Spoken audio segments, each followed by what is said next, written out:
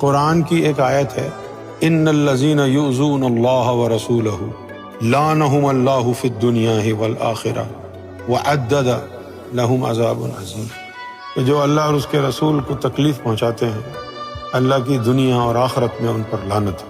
تو جن لوگوں نے بی بی کے گھر کو آگ لگائی، آپ کو دھکا دیا، مولا علی کو گالیاں دی، یہ تمام چیزیں کافی نہیں ہیں ہمارے گمان کے لیے قرآن کی روشنی میں کہ اللہ تعالیٰ ان پہ لعنت بھیجتا ہے اور وعدہ کر رہا ہے کہ ان کو دردناک عذاب دے گا۔ ان الذین یؤذون اللہ ورسولہ لعنہم اللہ فی الدنیا والآخرہ، دنیا میں اور آخرت میں اللہ تعالیٰ کہہ رہا ہے میری ان پر لعنت ہے۔ وعدد لہم، اور ان سے وعدہ ہے عذاب مہین، بڑا ہی ڈیگریڈنگ ہیوملیٹنگ پنشمنٹ۔ اب وہ پتہ نہیں کیا ہوگی جس میں آدمی ڈیگریڈ بھی ہوگا۔